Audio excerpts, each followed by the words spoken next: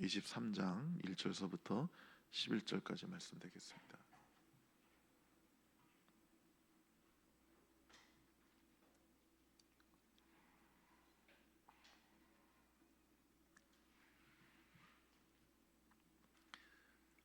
다 같이 읽겠습니다.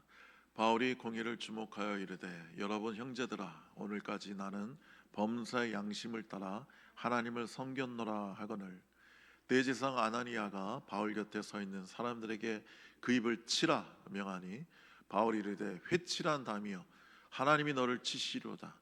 내가 나를 율법대로 심판한다고 앉아서 율법을 어기고 나를 치라 하느냐 하니 곁에 선 사람들이 말하되 하나님의 대제사장을 내가 욕하느냐. 바울이 이르되 형제들아 나는 그가 대제사장인 줄 알지 못하였노라. 기록하였을 때 너의 백성의 관리를 비방하지 말라 하셨느니라 하더라. 바울이 그중 일부는 사두개인이요 다른 일부는 바리새인 줄 알고 공회에서 외쳐 이르되 여러분 형제들아 나는 바리새인이요 또 바리새인의 아들이라 죽은 자의 소망 곧 부활로 말미암아 내가 신문을 받노라. 그 말을 한즉 바리새인과 사두개인 사이에 다툼이 생겨 무리가 나누어지니 이는 사두개인은 부활도 없고 천사도 없고 영도 없다 하고 바리새인은 다 있다 함이라. 크게 떠들새 바리새인 편에서 몇 서기관이 일어나 다투어 이르되 우리가 이 사람을 보니 악한 것이 없도다. 혹 영이나 혹 천사가 그에게 말하였으면 어찌하겠느냐 하여 큰 분쟁이 생기니 천부장은 바울이 그들에게 찢겨질까 하여 군인을 명하여 내려가 무리 가운데서 빼앗아 가지고 영내로 들어가라 하니라. 그날 밤에 주께서 바울 곁에 서서 이르시되 담대하라. 내가 예루살렘에서 나의 애를 증거한 것 같이 로마에서도 증언하여 하리라 하시니라. 아멘. 바울은 이제 천부장의 이끌 인솔하에 그 사내들인 공회에 참석을 합니다. 사내들인 공회라는 것은 유대 그 나라의 그 장로들 대표들이 모여가지고 그 회의를 여는 곳인데 거기서 뭐 민간 어떤 여러 민사라든지 또 종교적인 문제라든지 한해 그 어떠한 문제든지 다 사내에 되는 공회에서 논의할 수 있고 거기서 결정하면 그것이 곧 법이 되는 그런 강력한 최고의 의결 기구입니다. 여기서 바울은 그 자기의 그 삶과 신학에 대해서 이제 진솔할 기회를 얻게 됐는데요. 1절에 보니까 그 공회를 주목하고 첫 마디가 형제들아 이렇게 외칩니다. 원래 공의회에 나가면 그들을 부르는 호칭이 정해져 있습니다. 그 사도행전 4장 2절에 보면 백성의 간원과 이스라엘의 장로들이여 이렇게 불러야 됩니다. 근데 바울은 처음부터 어떤 그들의 특권을 인정하지 않고 그냥 형제들이여 그랬어요. 그러니까 하나님 앞에서 너와 내가 똑같다 이 말이죠. 동등하다 이 말이에요.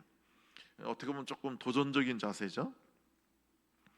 바울은 두려움이 없었습니다. 왜냐하면 그들을 주목하여 형제라고 불렀기 때문에 그렇습니다. 여러분 두려워하는 사람이라면 뭐 깍듯이 했겠죠. 관리들이여 장로님들이여 하면서 막 납작 엎드렸을 텐데 바울은 전혀 두려워하지 않았기 때문에 그냥 형제들이여라고 외친 것입니다. 여러분 우리가 이런 복음을 전하는 자세를 갖고 있어야 됩니다. 어떤 분들은 자기보다 지위가 높거나 더 자기가 부유하거나 뭐 계층이 더 높은 계층이라 생각하면 막 두려워하고 떨면서 내가 저 사람한테 어떻게 복음을 전하지?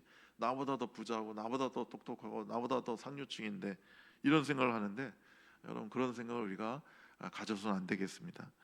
또 반대로 자기보다 모든 면에서 못하다고 쉽게 생각하고 경시해서도 안 됩니다. 우리는 똑같이 그 사람은 하나님의 사람, 구원받아야 될 사람이고 나랑 주님 안에서 한 형제고 자매라고 이렇게 여겨야 됩니다. 자, 그러면서 바울은 크게 외칩니다. 나는 범사의 양심을 따라 하나님을 섬겼다 이렇게 고백합니다. 여러분 양심에는 두 가지 양심이 있어요. 첫 번째는 그 자연적인 양심이 있고 두 번째는 예수 믿고 거듭나서 중생 후에 가지는 양심이 있습니다. 자연적 양심은 철두철미하게 자기 본의적이죠.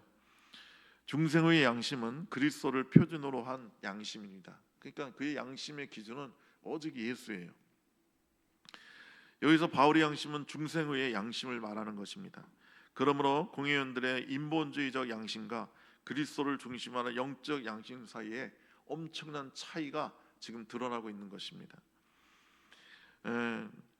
바울이 양심대로 하나님을 섬겼다는 것은 바울은 성령의 인도를 받아서 여태까지 살아왔고 주님을 섬겼다는 그런 고백이 되는 것입니다. 이 고백을 함으로 말미암아 너희들은 그런 양심, 즉 성령의 인도를 받는 예수 그리스도를 표준으로 삼는 양심을 따라 살지 않았다고 간접적으로 그들을 책망하는 것입니다. 일종의 공의원들을 모독하는 그런 발언이라 할 수가 있어요. 그러니까 나는 예수 그리스도의 그 양심을 따라 주님을 섬겼는데 너희들은 그러지 않았다는 거죠. 여러분, 간혹 신앙 양심이 그대로 나타날 때 인본주의적 양심을 모독하는 것으로 들립니다. 양심은 하나님의 영이 접촉하여 우리를 움직이는 중간 매개 장소입니다. 그러니까 쉽게 말하면 우리 영에 성령이 오셔서 우리에게 하나님의 말씀을 들려주십니다. 그러면 그 영을 우리를 움직이게 하고 우리의 삶을 주관하는 혼으로, 지정의로 그 영이 하나님의 메시지를 전달하는데 그 전달하는 그 기관이 신앙 양심인 것입니다. 그러니까 이런 신앙 양심을 지금 공회에 있는 사람들이 누구도 이해할 수가 없는 거죠. 그리고 대제사장은 그 얘기를 듣고 막 분노하기 시작합니다. 뭐야? 그럼 뭐 나는 양심이 없다는 거야? 내가 진정한 신앙 양심이 없다는 거야? 뭐 이런 발칙한 놈이 있나 하면서 대제사장 아나니아가 바울 옆에 있는 사람 보고 저놈의 입을 쳐라, 저놈을 몹시 쳐라, 이렇게 소리를 질렀어요. 그 유대사 역사가로 유명한 요세푸스라는 사람이 있는데 거기에 그의 역사책에 보면 이 아나니아라는 사람에 대해서 어떻게 써놨냐면 아주 난폭하고 사람을 잘 치고 재물을 탈취하는 그런 사악한 인간이라고 써놓고 있습니다. 그래서 지금 바울이 회칠한 담이여 하나님이 널 칠 것이다 이렇게 예언했는데 그 바울의 예언대로 주 66년에 셀로 땅원에 의해서 아나니아 대제사장은 암살을 당하고 맙니다. 여러분, 공의 안에서 사람을 치지 못하게 되어 있습니다. 특히 이스라엘 남자를 치는 것은 하나님의 영광을 때리는 것이다 이렇게 여기기 때문에 절대로 공의에서 이스라엘 사람을 치지 않아요. 더군다나 죄도 정하지 않고 태형을 가하는 것은 그 자체가 그들이 갖고 있는 율법에 어긋나는 거예요. 그래서 바울이 말하는 겁니다. 네가 지금 율법대로 나를 심판하는 동안 앉아서 율법을 어기고 있지 않냐? 어떻게 죄도 안 정하고 날 때리라고 하느냐? 이 회칠한 담이요. 이 회칠한 담이란 건 뭐냐면 당시에 이스라엘에는 그 무덤이 우리처럼 이렇게 막 땅을 파고 이렇게 하는 게 아니라 보통 예수님도 그 굴 속에 들어갔잖아요. 그런 것처럼 주로 굴에다가 바위에다가 이렇게 구멍을 파거나 뭐 산에 뭐 구멍을 파서 걷다가 이제 바위로 막아놓고 무덤으로 씁니다. 근데 이걸 무덤이란 표식을 하기 위해서 하얀 회칠을 했어요. 그러니까 겉으로 보기엔 하얀색이 칠해져 있지만 그 안에는 시체가 썩어가고 있는 거예요. 그러니까 악취가 나고 죽은 사람이 있는 거예요. 그러니까 바울이 지금 그렇게 아나니아를 책망하는 겁니다. 이 회칠한 무덤이요, 회칠한 담이요. 그러니까 네가 겉모습은 대제사장이지만 내 안에는 썩은 시체, 죄악의 악취를 풍기고 있다. 지금 그렇게 그를 책망한 겁니다. 자, 바울이 이렇게 아나니아를 책망하니까 옆에 있던 사람들이 뭐라고 그러냐면 내가 하나님의 대제사장을 욕하느냐 이렇게 말을 했어요. 그럼 출애굽기 22장 28절에 보면 너는 재판장을 모독하지 말며 백성의 지도자를 저주하지 말라 이렇게 돼 있어요. 그러니까 이 말씀대로 네가 감히 재판장을 지금 백성의 지도자를 저주하고 욕하는 거냐 이렇게 책망하는 거예요. 그랬더니 바울이 얼른 내가 저 사람이 대제사장인 줄 몰랐다 하면서 사과를 하죠. 그러면서 바울도 율법에 백성의 간호를 욕하지 말라고 했기 때문에 내가 욕한 건 잘못된 것이다 이렇게 인정하고 있는 거예요. 아주 솔직하고 아주 개방된 그런 마음을 갖고 있는 거죠. 그리고 자기의 잘못을 쉽게 인정하는 거예요. 여러분, 이런 사람이 바로 하나님의 은혜를 받는 사람이고 은혜를 받은 사람이에요. 우리 중에 그런 사람 가끔 있죠. 나는 한 번 아니면 아니라고. 예. 나는 한 번 아니면 난 죽을 때까지 난 아니라고. 예. 엄청난 자기의 의지를 자랑하는 사람이 있는데 이런 사람은 하나님 앞에서 죽도록 맞아야 돼요. 예. 아주 그냥 어마어마하게 연단을 받으면 감히 이런 교만한 말, 거친 말을 할 수가 없는 거예요. 예. 여러분, 사람은요, 이 제가 잘못했습니다 이 말하는 거 쉽지 않아요. 예. 저도 자라면서 우리 부모님이 나한테 많은 잘못을 했지만 단 한 번도 우리 부모님이 내가 잘못했다고 나한테 사과하는 걸 들어본 적이 없어요. 예. 근데 제가 미국에서 생활할 때 보면 미국 부모들은 잘하더라고요. 아이들한테 자기가 뭐 잘못하고 애들이 막 따지면 I'm sorry 그러더라고요.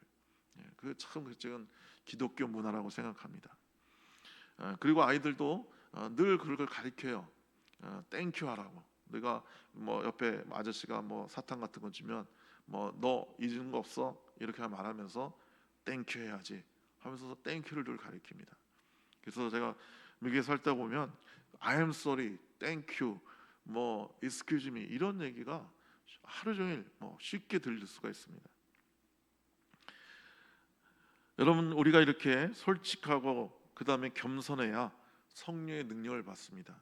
이런 솔직함과 겸손함과 담백함이 없는 사람은 절대 은혜를 받을 수가 없습니다. 여러분, 겉과 속이 다르고 얼굴 앞과 뒤가 가서 다르고 표리부정하면 그 사람에겐 하나님께서 무서운 책망을 주십니다. 그래서 예수님은 그 외식하는 바리새인들을 얼마나 무섭게 책망하셨어요. 이 독사의 새끼들아, 뭐 이렇게 쌍욕을 하셨단 말이에요. 얼마나 심한 욕이에요, 독사의 새끼들아 하면. 그러니까 그 정도로 외식하는 그 바리새인, 자기는 거룩한 척하는 그 바리새인을 주님은 무섭게 책망하신 것입니다. 백성의 간호를 비방하지 말라고 그랬어요. 여러분, 되게 어느 단체나 어느 직장에서든 간에 그 장은 욕을 많이 먹습니다. 우리나라 대통령 얼마나 욕을 먹습니까? 지금 뭐 윤석열 대통령도 뭐 너무너무 욕을 많이 받죠. 한해 이 정부 지도자들은 뭘 해도 욕을 먹습니다. 뭐 트럼프 대통령도 뭐 어마어마하게 욕을 먹고 있고, 다 욕을 먹습니다. 물론 그들이 잘못해서 욕을 먹는 것도 있지만 우리가 그렇게 함부로 간원들을, 지도자들을 비방하지 말라고 성경은 분명히 말하고 있습니다. 그런데 항상 이게 뭐 그걸 우리나라에서 반골 기질이 있다고 그러죠. 주로 운동권이나 뭐 좀 좌파세 그런 경우가 많은데 항상 정부 반대하고 직장 반대하고 막 데모하고, 그냥 뭐 옛날에 제가 뭐 그 학교 다닐 때 보면 막 산업선교회 그 사람들 보면 공장에 위장 투입해가지고 대학원까지 나와놓고 중졸 고졸이라고 학력 속여가지고 공장에 들어가서 데모한다고 공장에 전원 다 끄고 기계 망가뜨리고 그거 막 모래 뿌리고 막 그래요. 여러분, 우리가 간원들을 위해서 비방하는 게 아니라 성경은 너희 지도자를 위해서 기도하라고 되어 있습니다. 너희가 편안하게 신앙생활하기 위해서 너희 지도자를 위해 기도하라 이렇게 말씀하고 있어요. 그래서 우리 지도자들이 좀 잘못해도 하나님의 공의와 지혜로 잘 다스리게 해달라고, 하나님을 경외하게 해달라고 여러분과 제가 기도해야 될 줄 믿습니다. 자, 바울이 이렇게 보니까 공의원의 반은 바리새인이고 반은 사두개인이에요. 그래서 그걸 보면서 이들 사이에 갈등을 일으켜야겠다는 마음으로 나는 바리새인이고 바리새인의 아들이라고. 그래서 내가 죽은 자의 부활 때문에 내가 이렇게 지금 신문을 당하고 있다고 하니까 막 난리가 나는 거예요. 왜냐하면 바리새인들은 이 모든 걸 믿어요. 부활을 믿고 영생을 믿어요. 천사를 믿어요. 근데 사두개인들은 철두철미하게 그걸 인정하지 않아요. 그러니까 막 여기서 막 싸움이 일어나는 거예요. 그러니까 바리새인들은요 아주 엄격한 율법주의자예요. 법이 엄하고 모든 것에서 법을 따집니다. 그러니까 이들이 주님은 그냥 안식일을 범하지 말라 이렇게 한마디 하셨는데, 그럼 안식일을 범하는 게 뭐냐? 막 그래가지고 막 온갖 수십 가지, 수백 가지 안식일의 법을 이들이 만듭니다. 그래서 제가 제 구약학 교수님이 이스라엘에 유학 갔을 때 그 안식일 날 그 건물 관리인이 자기를 막 부르더래요. 그래서 왜 그러냐 했더니 이 복도에 지금 불이 켜져 있는데 이거 킬 필요 없으니까 이것 좀 스위치 좀 내려달라고 하더래. 그러니까 안식일이기 때문에 스위치 요거 손가락으로 톡 하고 내리는 것도 안 하겠다 이거예요, 갈리인은. 근데 넌 이방인이니까 넌 해도 된다 이거죠. 그래서 와서 안식일날 일을 하라는 거예요. 그런 식으로 어마어마하게 많은 규례를 만듭니다. 그래서 뭐 안식일날은 15km 이상을 들면 안 되고, 거리를 2km 이상 걸어가면 안 되고, 막 이런 온갖 것들을 다 만들어서 그것을 막 철두철미하게 지킵니다. 그렇지만 이들은 형식적이고 외식하는 사람들입니다. 그래서 주님은 그 외식하는 바리새인들을 아주 많이 책망했죠. 신앙을 사랑과 기쁨으로 하기보다는 격식과 법만 지키면 된다는 그런 의식을 갖고 있어요. 이들은요, 우리 주님 믿는 그 사랑, 그 놀라운 기쁨과 감격, 이런 것은 법을 무너뜨리는 것이라고 생각해요. 그래서 막 엄숙하고 막 무겁고 막 그런 것들만 좋아합니다. 여러분, 그 움베르토 에코라는 세계적인 기호학자가 쓴 장미의 이름이라는 소설이 있어요. 영화라도 만들어졌죠. 션 코네리가 주연했는데, 그 소설의 내용은 뭐냐면 수도원에서 수도사들이 다 독살로 죽는 거예요. 그러니까 누가 이런 짓을 하는지 알 수가 없는 거예요. 그러니까 여러 그 수도사들이 막 죽는 거예요. 그래서 그 교황청에서 아주 똑똑한 수도사를 그 수도사가 죽어가는 수도원에 보냅니다. 누가 도대체 이렇게 수도사를 죽이는 건지, 독살하는 건지. 알고 봤더니 그 수도원 원장이, 그 수도원의 옛날 수도원에는 여러분 대학이 수도원에 시작한 거예요. 그래서 수도원에는 수많은 고서들이 있어요. 근데 그 중에 어떤 사람이 쓴 희곡이 있어요. 그러니까 요즘 말하면 개그집이에요, 개그집. 예? 보면 온갖 개그가 이렇게 적혀 있는 그 책이 있는데, 그 책에다가 이 수도원 원장이 독을 발라놨어요. 그래서 그걸 읽으면 페이지를 넘겨야 되니까 이렇게 페이지 이렇게 종이를 묻혀서 침을 묻힐 거 아니에요. 그러면 종이에 묻은 독이 혀에 들어가서 독살돼 죽는 거예요. 왜 그런 짓을 했느냐? 그 사람이, 그러니까 수도원 원장이 그런 거예요. 웃으면 안 된다. 네. 웃으면 경건이 사라지고 우리의 신앙을 파괴하는 거라. 우리는 엄숙하게 말씀대로 율법대로 살아야 된다. 그러더라는 거예요.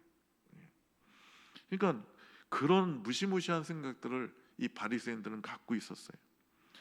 그다음에 바리새인 중에 이제 서기관들이 많이 나왔는데, 이 서기관들은 대단한 사람들입니다. 그러니까 성경을 옮겨 쓰는 사람들이고 그 당시 학자들입니다. 모세오경을 달달 외우는 사람이에요. 이들은 지식만 많으면 신앙이 많은 사람인 줄, 신앙이 좋은 사람인 줄 여깁니다. 모든 것을 지식으로 따지는 사람들이었어요. 이들도 외식한다고 예수님께 책망을 많이 받았죠. 그 다음에 사두개인들은, 이 사람들은 모세오경만 믿습니다. 그리고 교권을 이용해서 특권을 누리고 언제나 정치적 관심과 현세적인 관심을 갖습니다. 그래서 사두개인 중에 제사장이 많이 나왔어요. 이들에게 있어서 신앙이나 어디까지나 이 세상에서 잘 먹고 잘 사는 것이 그들의 신앙이에요. 그래서 이 사회적인 개혁, 구조적인 개혁에 아주 많은 관심을 갖고 있는 사람들이야. 근데 이 사람들은 전혀 영적인 거, 영원한 거, 그걸 믿지 않았어요. 그러니까 천국과 지옥을 안 믿으니까 당연히 이 땅에서 어떻게든지 잘 먹고 잘 살아야 되죠. 그래서 그 정권과 그 왕권과 야합해가지고, 그래서 부귀영화를 누리고 그러면서 자기들의 삶을 유지해 나가는 그런 사람들이었어요. 그러니까 이 바리새파나 사두개파나 서기관이나 다 잘못된 거죠. 여러분, 바른 신앙이라는 것은 바울의 신앙이에요. 바울의 신앙은 오직 예수 그리스도만으로 충만한 그런 아름다운 신앙이죠. 과거에는 바울도 바리새인이었고 서기관이었습니다. 그러나 그 모든 것을 주님을 만나면서 그는 분토처럼 배설물로 여겼다고 말하고 있습니다. 여러분, 올바른 신앙이란 살아계신 주님을 직접 만난 신앙이에요. 바울은 예수님을 다메섹 도상에서 직접 만나지 않았습니까? 그리고 오직 그 예수 그리스도의 음성을 듣고 그 음성을 따라 사는 것이 바로 바른 신앙이에요. 바울은 고린도전서 2장 1절로 2절에서 이렇게 고백합니다. 형제들아, 내가 너에게 나아가 하나님의 증거를 전할 때 말과 지혜 아름다운 것으로 아니하였나니 내가 너희 중에 예수 그리스도와 그의 십자가에 못 박히신 것 외에는 아무것도 알지 아니하기로 작정했다. 아주 이런 대단한 고백을 합니다. 그러니까 그에게는 어마어마한 지식이 있었어요. 그 당시 당대 최고의 헬라 철학과 이 동양 창작 히브리 철학으로 가득한 이 양쪽 동양과 서양의 철학으로 아주 그냥 무장한 당대 최고의 학자였지만 예수 그리스도의 십자가와 부활을 외에는 아무것도 알지 않기로 작정했다고 그렇게 고백하고 있는 것입니다. 여러분, 진정한 신앙이라니요, 어떻게 하면 선행을 하느냐 이걸 따지는 게 아닙니다. 어떻게 하면 올바른 진리를 아느냐 그것도 아닙니다. 어떻게 하면 이 세상을 잘 살게 변화시킬 수 있을까 그것도 아닙니다. 어떻게 하면 남을 도와주고 구제하고 뭐 장학사업을 할까 그것도 아닙니다. 어떻게 하면 이 사회를 올바른 사회, 정의로운 사회를 만들까 그것도 아닙니다. 여러분, 진정한 신앙은요, 주님을 만나고 주의 말씀대로 주님을 기뻐하며 주님이 원하시는 삶을 사는 것이, 그리고 주님을 전가하는 것이 바른 신앙인 것입니다. 바울은 사실 여기서 좀 실패했다고 볼 수 있는 겁니다. 바울이 거기서도 담대하게 그냥 말씀을 전하고 복음을 전하면 더 좋았을 텐데, 바울이 이렇게 쭉 보니까 머리가 좋은 사람이니까 바리새인과 사두개인 있는 걸 보고 그들에게 분열을 일으키고 갈등을 일으켜서 그냥 그 자리를 모면하려고 했던 거죠. 그래서 좀 인간적인 방법을 쓴 거죠. 근데 막 이렇게 인간적인 방법을 썼기 때문에 여러분, 우리 다음 주에 보겠지만 이 바울을 죽이기 전에는 먹지도 않고 마시지도 않겠다는 이런 사람들이 막 나타나고, 엄청난 막 살인의 동기를 유발하고 엄청난 문제를 일으켜서 바울은 긴 시간 동안 몇 년 동안 감옥에 있어야 됐습니다. 그리고 이제 로마로 가게 되기는 했죠. 아마 그래서 제 생각에는 바울이 그 밤에 많이 자책했을 것 같아요. 아유, 내가 아직도 그냥 인간적이구나. 내가 그냥 단순히 복음을 전하면 되는데 거기서 나 한번 살아보겠다고 막 이간질 시키고 막 서로 싸우게 만들고, 야, 내가 아직도 멀었구나. 이게는 뭔가 이게 뭔가 하면서 마음이 많이 안 좋았을 것 같아요. 근데 그 밤에 그렇게 괴로워하고 있는, 자책하고 있는 바울에게 예수님이 나타나셔서 아무런 책망을 안 하시죠. 너 왜 인간적인 말을 생각하고 왜 인간적인 방법을 썼느냐? 예? 네가 화해의 복음을 전하고 일치의 복음을 전할 네가 싸움을 어떻게 일으키느냐? 주님은 그렇게 책망하지 않으셨어요. 그리고 자책하고 있는 바울에게 내가 예루살렘에서 나를 잘 증거했던 것처럼 이제 대제국 로마에 가서도 나의 복음을 증거하게 될 것이다. 이렇게 그에게 사명을 주십니다. 이게 굉장히 위로가 됐겠죠. 바울은 내가 뭔가 내가 여태까지 복음을 제대로 전하고 살아왔나, 막 이런 자책감이 있었는데 주님은 네가 예루살렘에서 나를 잘 증거한 것처럼 로마에 가서도 복음을 전하고, 그게 엄청난 사명을 주셔서 바울은 놀라운 감격 속에 사로잡혔을 것입니다. 여러분, 이와 같이 주님은 우리를 책망하시는 분이 아니에요. 주님은 언제나 우리를 위로하시고 우리에게 귀한 사명을 주십니다. 여러분, 우리가 살아갈 이유, 사명이 있어야 돼요.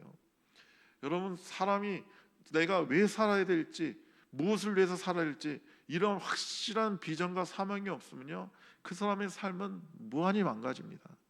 그러면 막 허무주의에 빠지고, 그 다음에 뭐 우울증에 빠져서 막 자살하거나, 아니면 막 그 허무감을 잊기 위해서 온갖 것에 중독이 되는 겁니다. 막 도박에 중독되고 술에 중독되고, 온갖 것에 중독이 되는 거예요. 여러분과 저는 분명히 내가 왜 살아야 될지, 왜 내가 아침에 눈을 떠야 될지, 내가 무슨가 할 일이 있다는 거, 그게 얼마나 귀한 일인지 모릅니다. 그 일본 사람들은 장수하잖아요. 그래서 막 8, 90 먹은 분들이 그 시 쓴 걸 읽어봤더니 아유, 그냥 뭐 뭉클한 것도 많고 재미난 것도 많아요. 근데 어떤 분이 할아버지가 80 넘은 할아버지가 시를 썼는데 오늘 아침에도 일어났다. 찬란한 태양이 비치고 공기도 맑고 너무나도 좋은 하루다. 그런데 오늘 난 아무 할 일이 없다. 그렇게 써놨어요. 그건 내 마음이 좀 짠하더라고요. 할 일이 없다는 거예요. 할 일이 없다는 거예요.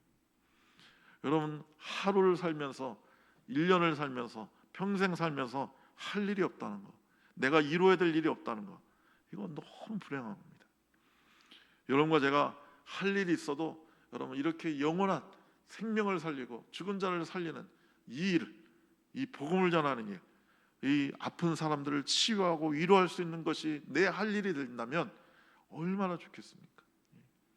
그래서 옛날에는요, 의사와 간호사는 다 천국 간다는 말도 있었어요. 왜냐하면 병든 사람을 고쳐주니까. 그 정도로 의사를 아주 소중하게 봤습니다. 옛날에는 선생님들을 얼마나 존경했습니까? 그래서 군사부 일체라는 말도 있잖아요. 임금님과 선생님과 아버지는 다 하나다. 그 정도로 선생님을 소중하게 여겼습니다. 왜냐하면 나를 계몽해주고 가르쳐주니까. 그래서 여러분과 저는 바로 이런 삶을 살아야 됩니다. 우리가 말씀을 가르쳐주고 몸과 마음이 아픈 사람들을 치유해 줘야 됩니다. 이런 놀라운 은혜가 여러분에게 있기를 간절히 축복합니다. 기도하겠습니다. 좋으신 우리 하나님 아버지, 우리가 바울처럼 우리 주 예수 그리스도의 복음을 담대히 전하게 해 주옵소서. 아픈 영혼들을 치유하는 사람들 되게 해 주시옵소서. 주님은 제자들을 파송하면서 아픈 자를 고쳐주고 죽은 자를 살리고 귀신을 쫓아내라고 하신 것처럼 우리가 사람들 심령 가운데 있는 모든 질병을 고치고 심령이 죽은 자를 살려주며 악한 영들을 쫓고 악한 자의 진을 파하는 그런 하나님의 복음의 용사들, 진리의 용사들이 되게 하여 주시옵소서. 우리에게 사명을 주시고 그 사명을 위해서 우리의 삶을 불태울 수 있도록 은혜 베풀어 주시옵소서. 예수님의 이름으로 기도드리옵나이다. 아멘.